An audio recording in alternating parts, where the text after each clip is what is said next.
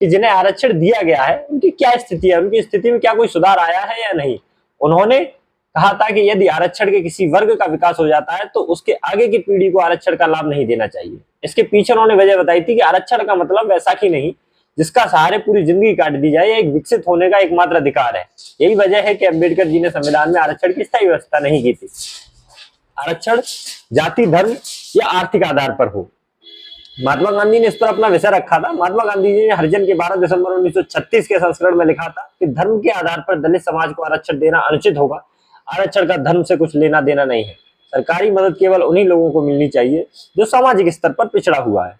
आरक्षण से समाज का संतुलन बिगड़ेगा। यह स्वयं देश के पहले प्रधानमंत्री जवाहरलाल नेहरू जी कहते थे। उन्होंने देश के पहले प्रधानमंत्री पंडित जवाहरलाल नेहरू जी ने 26 मई 1949 को असेंबली में दिए भाषण में जोर देकर कहा था कि यदि हम किसी अल्पसंख्यक वर्ग को आरक्षण देंगे तो उससे समाज में असंतुलन बढ़ेगा। ऐसा आरक्षण देने से भाई भाई के बीच दरार पैदा हो जाएगी। अब जाति मतगणना की आवश्यकता क्यों उठी? इसका मकसद अलग अलग जातियों की संख्या पर आधारित उन्हें सरकारी नौकरी में आरक्षण देना है और जरूरतमंदों तक सरकारी योजनाओं का लाभ पहुंचाना है। भारत में आखिरी बार जातीय जनगणना 1931 में ब्रिटिश शासनकाल के दौरान हुई थी। आजाद भारत में कभी भी जातीय जनगणना नहीं हुई। हालांकि जातीय जनगणना एक ऐसी मांग है जिसे समय समय पर कई नेताओं द्वारा उठाया जा चुका है। वैसे देखा जाए तो साल 1941 में भी जातीय जनगणना हुई थी, लेकिन इसके आंकड़े जारी नहीं किए गए। इसके अलावा 2011 में यूपीए के शासनकाल में भी जातीय जनगणना हुई थी, लेकिन रिपोर्ट में कमियां बताकर उसे जारी नहीं किया गया था। अब लेकिन क्या है जातीय जनगणना? जातीय जनगणना के फायदे क्या है? जातीय जनगणना के फायदों को लेकर नेताओं के अपने अपने तर्क हैं। कुछ नेताओं का कहना है कि जातीय जनगणना से हमें यह पता चल सकेगा कि देश में कौन जाति अभी भी पिछड़ेपन की शिकार है। यह आंकड़ा पता चलने से पिछड़ी जातियों को आरक्षण का लाभ देकर उन्हें सशक्त बनाया जा सकता है। इसके अलावा यह भी तर्क दिया जाता है कि जातीय जनगणना से किसी भी जाति की आर्थिक, सामाजिक और शिक्षा की वास्तविक स्थिति का पता चल पाएगा। इससे उन जातियों के लिए विकास की योजनाओं बनाने में आसानी होगी। जातीय जनगणना के केवल फायदे ही नहीं, इसके नुकसान भी हैं। जानकारों का मानना है कि जातीय जनगणना से देश को कई तरह के नुकसान हो सकते हैं। इसको देखते हुए ब्रिटिश सरकार और बाद में आजाद भारत की सरकारों ने इसकी मांग को मानने से इनकार किया। उनका कहना है कि यदि किसी समाज को पता चलेगा कि देश में उनकी संख्या घट रही है तो समाज के लोग अपनी संख्या बढ़ाने के लिए परिवार नियोजन अपनाना छोड़ सकते हैं। इससे देश की आबादी में तेजी से इजाफा होगा। इसके अलावा जातीय जनगणना से देश का सामाजिक ताना बाना बिगड़ने का भी खतरा रहता है। साल 1951 में तत्कालीन गृह मंत्री सरदार पटेल ने भी यह बात कहकर जातीय जनगणना के प्रस्ताव को खारिज कर दिया था। जातीय जनगणना के पीछे कुल मिलाकर एक बड़ा राजनीतिक खेल है जिसको राजनीतिक पार्टियां खेल रही हैं। साल 2010 में जब केंद्र में यूपीए की सरकार थी, कांग्रेस की सरकार थी, तब भाजपा नेता गोपीनाथ मुंडे ने संसद में जातीय जनगणना की मांग की थी। लेकिन अब सरकार में आने के बाद भाजपा सरकार जातीय जनगणना से पीछे हटती दिखाई दे रही है। कांग्रेस सरकार ने साल 2011 में शरद पवार, लालू यादव और मुलायम सिंह यादव के दबाव में जातीय जनगणना कराई थी, लेकिन इसके आंकड़े ही जारी नहीं किए। दूसरी तरफ कई प्रदेशों में क्षेत्रीय जातीय राजनीति करने वाले दल हैं। ऐसे में जातीय जनगणना से हिंदू समाज में जाति विभाजित हो जाएगी, तो इससे फायदा क्षेत्रीय दलों का होगा। और आरक्षण शब्द का कहीं भी भारतीय संविधान में उल्लेख ही नहीं है। उसकी जगह एक शब्द का उल्लेख हमें मिलता है, प्रतिनिधित्व। यह किसी को उसकी व्यक्तिगत क्षमता के लिए प्रदान नहीं किया जाता। यह वंचित समुदाय के प्रतिनिधित्व के रूप में एक व्यक्ति को प्रदान किया जाता है कि आरक्षण के लाभार्थी से यह अपेक्षा की जाती है कि वह बदले में अपने समुदाय को आगे लाने में मदद करे। अब एक प्रश्न उठता है कि आरक्षण क्यों? तो आरक्षण की नीति को एक ऐसी रणनीति के तौर पर होना चाहिए जिससे भेदभाव दूर हो तथा एक प्रतिपूरक अभ्यास के रूप में कार्य करे। छुआछूत प्रथा के कारण समाज के एक बड़े वर्ग को संपत्ति, शिक्षा, व्यापार एवं नागरिक अधिकारों के अधिकार के ऐतिहासिक रूप से वंचित रखा गया था। ऐतिहासिक इनकार की भरपाई करने एवं भेदभाव के खिलाफ सुरक्षित उपाय करने के लिए हमारे पास आरक्षण नीति है। 10 वर्षों का आरक्षण केवल राजनीतिक आरक्षण लाया गया था, जिसमें लोकसभा, विधानसभा आदि में संरक्षित सीटों को 10 वर्षों के लिए किया गया था। इसके बाद नीतिगत समीक्षा की जानी थी कि 10 वर्षों के पश्चात संसद, जैसे ही 10 वर्ष हो जाती है, 10 वर्षों के पश्चात संसद दोबारा आरक्षण को बढ़ाती है। आरक्षण के लिए 10 वर्षों की सीमा शिक्षा एवं रोजगार पर सत्य नहीं है। शिक्षण संस्थानों एवं रोजगार में आरक्षण को कभी भी विस्तार नहीं दिया जाता, जैसा कि राजनीतिक आरक्षण के लिए दिया जाता है। जाति के आधार पर आरक्षण क्यों दें? एक सवाल को जवाब देने के लिए हमें सर्वप्रथम यह समझना होगा कि आखिर आरक्षण की आवश्यकता उत्पन्न ही क्यों हुई। भारत में वंचित जातियां जिस प्रकार की समस्याओं का सामना करती आई हैं या कर रही हैं, उसका कारण धार्मिक स्वीकृति पर आधारित जाति प्रणाली है, जिसका व्यापक परिणाम ऐतिहासिक पराधीनता है। इसलिए जाति व्यवस्था ही दलित बहुजनों को सभी असमानताओं, अन्यायों एवं असमानताओं का प्रमुख कारण है। तो इन सभी असमानताओं को दूर करने के लिए समाधान केवल जाति के आधार पर ही तय होना चाहिए था। आरक्षण आर्थिक कसौटी के आधार पर क्यों नहीं? दलित बहुजनों में व्याप्त गरीबी की उत्पत्ति जाति व्यवस्था पर आधारित सामाजिक धार्मिक प्रकथनों के कारणवश है। अतः गरीबी एक परिणाम है जिसका कारण जाति व्यवस्था है। इसलिए समाधान कारण का होना चाहिए, ना कि परिणाम का।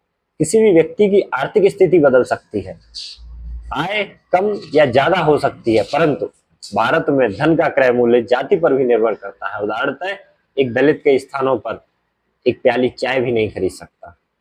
व्यक्ति की आर्थिक स्थिति साबित करने में राज्य के तंत्र की कई व्यवहारिक कठिनाइयां हैं। इसमें कमजोर लोगों में समस्या आ सकती है।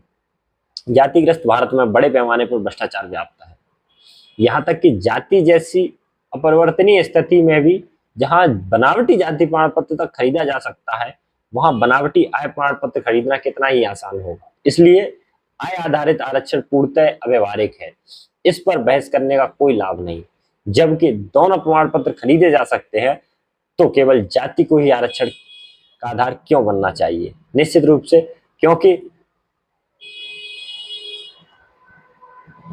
बनावटी आय प्रमाण पत्र की तुलना में बनावटी जाति प्रमाण पत्र खरीदना थोड़ा अधिक कठिन है। आरक्षण अपने आप में अंत नहीं है, यह अंत करने का एक साधन है। इसका मुख्य उद्देश्य समाज के सभी कोनों में सामाजिक रूप से बहिष्कृत मानव जगत द्वारा सक्रिय भागीदारी को साझी करना है।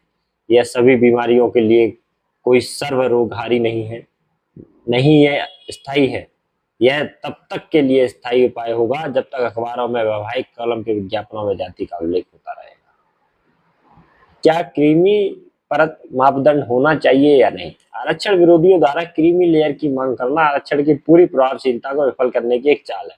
अभी भी आईआईटी में एससी और एसटी के लिए आरक्षित सीटों में से 25 में से 5% सीटें खाली रहती हैं, क्योंकि ऐसा प्रतीत होता है कि आईआईटी को उपयुक्त उम्मीदवार ही नहीं मिलते हैं। जरा सोचिए तब क्या होगा जब क्रीमी परत का मापदंड लागू होगा। एससी एसटी मध्यम वर्ग, निचला मध्यम वर्ग के वे लोग जो सभ्य शिक्षा लेने की स्थिति में हैं, उन्हें आरक्षण लेने से वंचित कर दिया जाएगा। क्या अनुसूचित जाति, अनुसूचित जनजाति के गरीब छात्र उन विशेषाधिकार प्राप्त छात्रों से प्रतिस्पर्धा कर पाएंगे जो कि रमैया से प्रशिक्षण प्राप्त किए हुए हैं, या फिर कोटा के विभिन्न आईआईटी जेईई प्रशिक्षण केंद्रों से? बिल्कुल नहीं। इसका परिणाम यह होगा कि अनुसूचित जाति, अनुसूचित जनजाति के लिए आरक्षित आईआईटी की 100% सीटें खाली रह जाएंगी। एक प्रश्न आता है, आरक्षण कब तक जारी रखना चाहिए? इस सवाल का जवाब आरक्षण विरोधियों के पास है, जो इस बात पर निर्भर करता है कि कार्यपालिका, न्यायपालिका एवं विधायिका में विशेषाधिकार प्राप्त जातियों के गठन वाले नीति नियंता कितनी ईमानदारी एवं प्रभावी ढंग से आरक्षण नीति का लागू करते हैं। क्या यह सिर्फ उन विशेषाधिकार प्राप्त जातियों के हिस्से में है जो पिछले 3000 वर्षों से अघोषित एवं अनन्य आरक्षण का लाभ उठाते आ रहे हैं? आज 20वीं सदी में सभी धार्मिक संस्थानों एवं पूजा स्थलों को संपूर्ण उपयोग कर रहे वे अब आरक्षण नीति की समय सीमा पूछ रहे हैं। वे यह क्यों नहीं पूछते कि धार्मिक संस्थाओं एवं पूजा स्थलों में किसी समुदाय विशेष के लिए विशेष आरक्षण कब तक जारी रहेगा? जिन लोगों को 3000 वर्षों से अमानवीय अधीनता के कारण असमर्थता प्रदान हुई, उन्हें उन असमर्थताओं से पार पाने के लिए पर्याप्त समय की आवश्यकता होगी। 3000 वर्षों की पराधीनता की तुलना में 70 वर्षों की थोड़ी सकारात्मक कार्रवाई कुछ भी नहीं। आरक्षण द्वारा सामाजिक विभाजन होना, ऐसी बयानबाजी करने के बजाय आरक्षण विरोधियों को जातियों को सफाया करने के लिए ईमानदारी एवं वास्तविक प्रयास करने चाहिए। क्या इन लोगों ने इस दिशा में कोई प्रयास किया? अधिकांश मामलों में इसका उत्तर नहीं है। आरक्षण विरोधी बयानबाजी कर रहे लोग इस समय पर उन विशेषाधिकारों का लाभ ले रहे हैं जो भारतीय जाति व्यवस्था विशेषाधिकार प्राप्त जातियों को प्रदान करती है। जब तक उन्हें जातीय जब तक उन्हें जाति व्यवस्था के विशेषाधिकारों का लाभ मिलता रहेगा तब तक उन्हें इससे कोई परहेज नहीं। लेकिन जब सामाजिक समानता प्राप्ति हेतु जातियों के आधार पर प्रतिनिधित्व करने की बात आती है तो ये लोग शोर मचाने लगते हैं। ये विशेषाधिकार प्राप्त लोगों के द्वारा प्रचलित उच्चतम क्रम के दोहरे मापदंड हैं। भारतवर्ष में जाति के आधार पर आरक्षण की व्यवस्था नई नहीं है। प्राचीन काल में अल्पसंख्या वाली जाति समुदाय को बहुसंख्या वाली जाति समुदायों के विरुद्ध अपनी श्रेष्ठता स्थापित करने के लिए आरक्षण की व्यवस्था थी। वर्तमान हिंदू समाज की जो रूपरेखा या तस्वीर दिखाई पड़ती है, इसके निर्माण में मुख्यतः मनुस्मृति का महान योगदान है। आरक्षण व्यवस्था की आधारशिला इस देश के हिंदू समाज में मनुस्मृति ग्रंथ के द्वारा रखी गई। आरक्षण व्यवस्था के प्रथम प्रवर्तक आचार्य मनु हैं। आचार्य मनु ने चातुर्वर्ण व्यवस्था का प्रतिपादन करते हुए ब्राह्मणों को सर्वे सर्वा मानकर उनके लिए समाज में सर्वोच्च स्थान आरक्षित कर दिया है, बल्कि ब्राह्मणों को भूदेव अर्थात अंतरिक्ष के देवताओं के प्रतिनिधि और सत्ता संपन्न प्राणी माना है। मनु ने यहाँ तक प्रतिपादित किया कि संसार यानी भारत में जो भी संपत्ति और धन दौलत है वस्तुतः उसका स्वामी ब्राह्मण है। वह सब कुछ ब्राह्मणों का दिया हुआ ही भोग रहे हैं, अर्थात ब्राह्मण निष्कलंक है। बड़े से बड़े पाप और दोष के लिए भी उसे मृत्यु दंड नहीं दिया जा सकता। पढ़ना लिखना या पढ़ना पढ़ाना, यज्ञ करना कराना, दक्षिणा लेना, संस्कृति विद्या का अध्ययन करना, मंदिर देवताओं देवालयों की पूजा करना या करवाना ब्राह्मणों के लिए आरक्षित कर दिया गया। प्रजा की रक्षा करना, युद्ध करना, राज्य करने व सत्ता का भोग करना क्षत्रियों के लिए आरक्षित कर दिया गया। पालन पोषण, कृषि कार्य, व्यापार तथा ब्याज लेने को वैश्यों के लिए आरक्षित कर दिया गया। ब्राह्मण, क्षत्रिय एवं वैश्य इन तीनों की सेवा, दास्ता, गुलामी करना शूद्र को प्रमुख और एकमात्र कर्तव्य निर्धारित किया गया। मनुस्मृति में आरक्षण व्यवस्था का प्रतिपादन करने वाले निम्न 2 श्लोकों की व्याख्या पर ध्यान देना आवश्यक है। अध्याय 8 श्लोक 9। यदि राजा स्वयं विवादों मुकदमों का फैसला ना करे तो उस कार्य को देखने के लिए किसी विद्वान ब्राह्मण को नियुक्त करे। मनुस्मृति अध्याय 8 श्लोक 20। व्यवहार देखने यानी मुकदमा सुनने में शूद्र को निषेध और केवल ब्राह्मण जाति मात्र होने से अन्य जाति की जीविका करने वाला अथवा ब्राह्मण में संदेह होने पर भी अपने आप को ब्राह्मण कहने वाला किसी व्यवहार या मुकदमे को सुनने में राजा का धर्म प्रवक्ता या न्यायाधीश हो सकता है, किंतु किसी प्रकार ब्राह्मण का कर्म करता हुआ धर्मात्मा शूद्र धर्म प्रवक्ता नहीं हो सकता।